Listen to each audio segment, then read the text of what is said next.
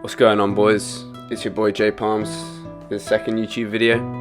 How's everyone doing? Today I'm going to be making a drill beat. I got kind of inspired recently by the new Headie One and Drake track. Yeah, just to hop on Logic Pro and just to see what I can do. And yeah, I just ended up making kind of a nice little guitar-y, choir-y drill beat. And that's what you're going to be hearing today. So I started out, I definitely was going to use some choir, and I knew that, so I went into arcade, because I feel like Omnisphere doesn't really have that great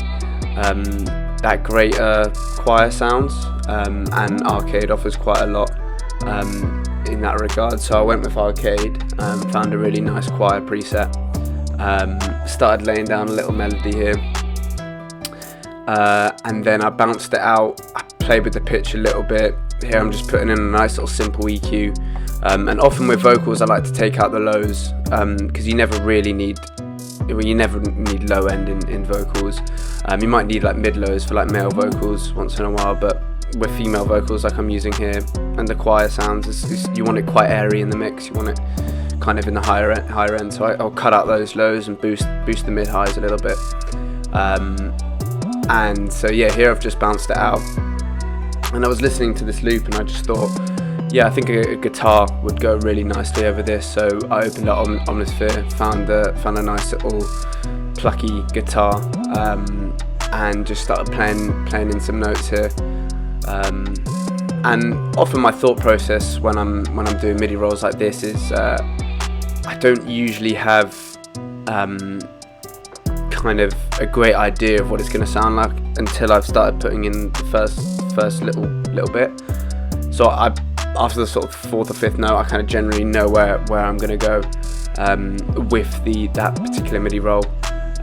So yeah, here I am just on the second fourth bar of this guitar. To give it some variation, I transposed that first segment of it down to 2 semitones, but in the scale. So you don't just move it down 2 semitones, because that would mean that, you know, some of the keys, more often than not, some of the keys will be out of the scale. So I just individually moved 2 of them down, looking at the scale, moving them two notes down in the scale as opposed to 2 semitones, if that makes any sense. And also with the very end of the roll here on the second fourth bar, I just changed the end just to give it some more variety. You don't want a 4-bar playing throughout the whole piece. That would just get very, very repetitive. So yeah, that was my thought process behind the guitar here. I then also used the humanize function, which randomizes the positioning of the notes and the velocities, and it makes it sound a lot more realistic. So I often like to use the humanize function for real life instruments, but when I'm using like synths and stuff like that are more computerized, I tend to just leave them quantized as they are, because generally you want stuff quantized, but if you're going to play it in yourself, it's quite unlikely that you'll get it 100% correct, almost impossible actually. So yeah, I then added some RC20 and a little bit of reverb to the guitar, because you want your melodies just to fill up that space, so reverb often helps you do that. And yeah, I wanted some more vocals in there, but I didn't want to use arcade again. I was getting a little bit bored of the hooked presets, and I didn't want stuff like super spacey, like the distant voices presets in arcade. So I decided to go to Splice, which helps me a hell of a lot. They've just got a bunch of sounds on there, really good drum samples, really good vocal samples as well. So yeah, I just went on Splice, had a little search around and found some ones that fit the beat really nicely. But a lot of the time you're not going to get them in key, so all you need to do is just have a look at the key that you're using. If it's in a note that's not in that key, just boost it up or down to your liking, which is what I did with these vocals. And I originally got that one shot, and I was gonna try and use it 2 or 3 times. I did end up using it twice at different pitches, but on the third one I put in this loop that you'll be able to hear, which worked really nicely to tide it over into the second fourth bar. And I tried to, at the end of the second fourth bar here, just put in the same vocal sample and just try, you know, fuck with the pitch a little bit and reverse it and whatnot, but it just never came off sounding quite right. So I ended up just deleting that, and I think that's super important when you're making beats to realise what's not working quite early on, because a lot of the time you hear that sound and you think you can really manipulate it and change it so that it really fits. But often if it's just not the quite the right sound to begin with, it never will be. As much audio editing as you do with it. Like, I'm not the best at that sort of stuff by no means, but I think that kind of holds true for most people.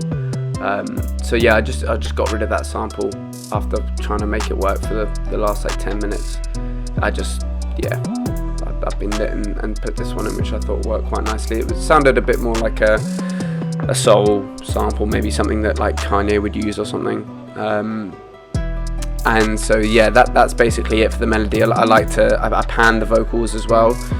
So I often have in my head, I've got that main melody of the track, which in this case is the guitar, which isn't panned.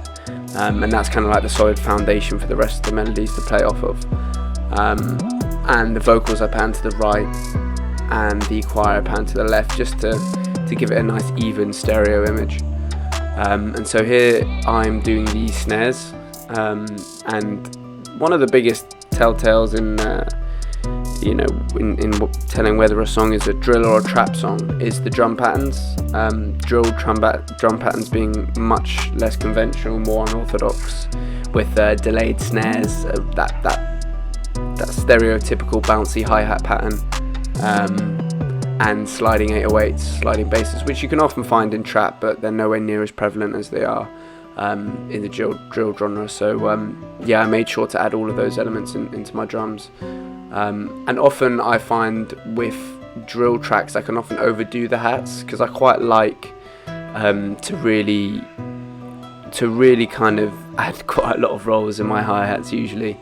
But I think if you do that in drill, you can kind of lose, without realizing it, you can kind of lose that bounce that the original, that staple drill sound has. And so you want to make sure to add some rolls. I often have a couple of layers of hats, so I'll have the main ones just playing out that sound, and then I'll have the rolls panned like quite heavily to the right and left on other tracks. But here I've just got the two tracks, because I thought it didn't really need many hi-hats, so I thought the melody kind of spoke for itself. So yeah, here on this track, these are the pan hi-hats, so they're not as frequent, but they just give it a bit more bounce and yeah. And yeah, forgive me if you can hear a little bit of background noise. It's like 30 degrees here in London, so I've got the fan on. So yeah, apologies about that. But here I tried to. These are the kicks that I'm doing, and I tried to add that little, like, it kind of makes a reverse sound when you do like a bunch of 64th notes, and then you kind of fade it up the velocity. I tried to do that with the kicks, which is not something I do often, but I thought it sounded quite cool originally. But then when I added the 808s in later, I realised it was a little bit overbearing and a little bit much. Sometimes I do it with my 808s. I actually learnt it from, I think 30 Rock did a deconstructed of the box, and I saw that he did that with his 808s, which is how he made that reverse 808.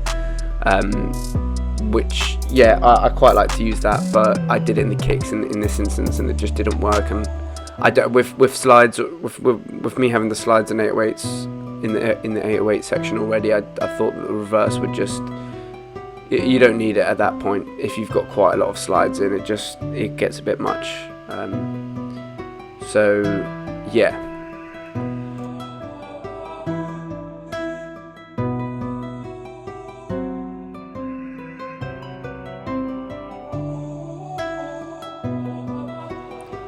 Logic recently updated their EXS24 sampler, or the XS24 sampler.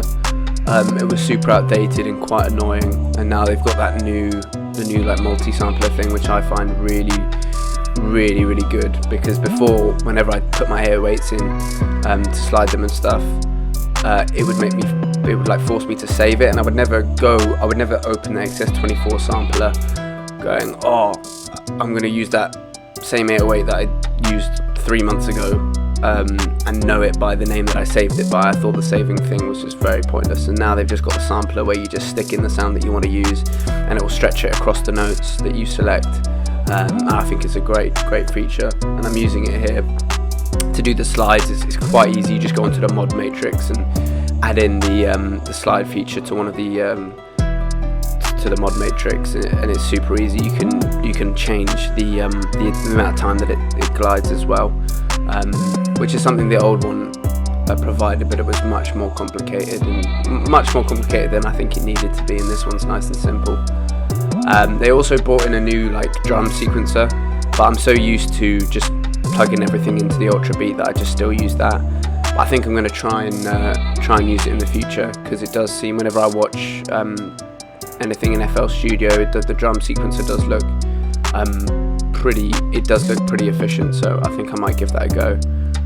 But I just quite like, you know, with hats you can just do the pitch thing, yeah, just pitch a hat super easily. So right now I'm a bit stuck in my ways, but I think I will just give it a go. So yeah, that about wraps it up for this video. I hope you guys enjoyed it. Please drop me a little subscription, a little like would be greatly appreciated as well. I think in the future I might try change up the sort of format of these videos, keep them nice and refreshing.